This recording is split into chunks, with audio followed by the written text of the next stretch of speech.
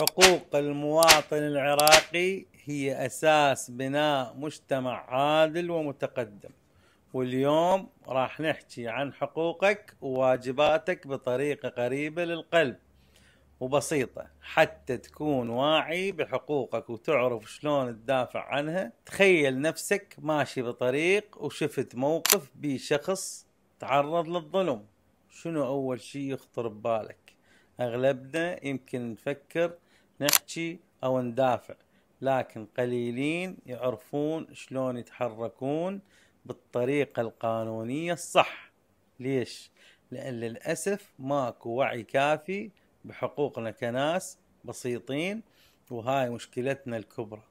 بس إذا عرفت حقوقك وحقوق غيرك راح تقدر تغير حياة كاملة. نبدأ بحق الحياة والكرامة. شوف، حقك تعيش بكرامة مو مجرد كلام مكتوب، هو شعور. يعني ماكو أحد عنده الحق يهينك، يضربك أو حتى ينظر لك نظرة دونية. كم مرة شفت شخص مظلوم وسكتت لأنك ما عرفت شلون توقف وياه؟ وكم مرة حسيت إنه حقك انباق وما قدرت تسوي شي؟ خلي أقول لك، الدستور العراقي يكفل كرامتك كإنسان، وإذا تعرضت للإهانة أو الظلم أكو قوانين تحميك وأكو أماكن تلجأ إلها. بس الأهم إنك ما تخاف وما تسكت عن حقك. نجي للحق الثاني وهو التعليم. تخيل طفل صغير يوقف قدام مدرسة وما يقدر يدخل لأن ماكو فلوس أو لأن المدرسة بعيدة، شنو إحساسه؟ التعليم بالعراق مجاني وإلزامي للأطفال، هذا يعني أنه كل طفل عراقي له حق يدخل للمدرسة ويتعلم حتى يبني مستقبله.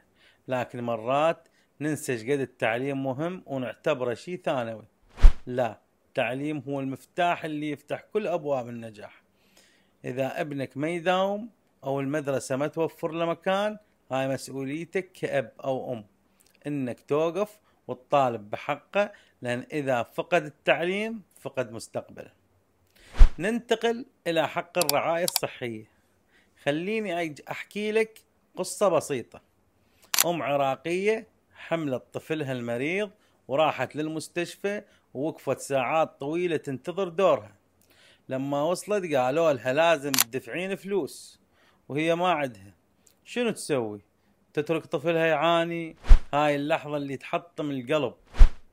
كل مواطن له الحق يحصل على علاج مناسب بالمستشفيات الحكومية. إذا طلبوا منك فلوس غير قانونية، إذا ما وفروا لك الخدمة المطلوبة، لازم تتحرك، لازم تطالب بحقك، لأن صحتك وصحة أهلك مو مجال للمساومة. بس تعال نحكي عن الجانب الثاني، الواجبات. شنو يعني مواطن صالح؟ يعني واحد يحترم القانون ويهتم بمجتمعه ويحترم دولته. إذا كل واحد منا قرر يلتزم بالقوانين، شوف شلون الشوارع راح تكون مرتبة ونظيفة والخدمات تتحسن والناس تعيش بسلام. مرات نقول الكل يخالف، ليش احنا نلتزم؟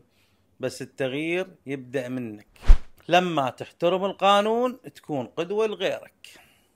المشاركة بالمجتمع هم واجب كبير، مو شرط تكون غني حتى تساعد. كلمة طيبة، مساعدة بسيطة، دعم لشخص محتاج، كلها أمور تغير حياة ناس. بلدنا يحتاجنا، يحتاج كل واحد من عندنا يبادر. وأخيرا، المسؤولية الوطنية. كم مرة شفت حديقة عامة مكسرة أو شارع مليان زبالة؟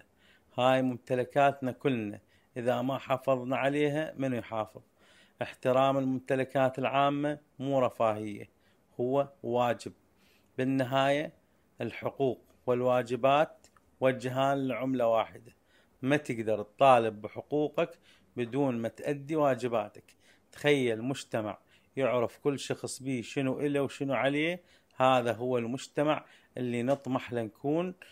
مجتمع واعي، كون قدوة وخلينا نبني بلد نفتخر بيه. إذا عندك قصة، تجربة أو حتى دمعة على حق ضاع منك، اكتبها حتى نتكلم بيها ونغير واقعنا، لأنه التغيير يبدأ من كلمة وخطوة ومن حلم. شكرا لكم على المتابعة، ونشوفكم بحلقة جديدة.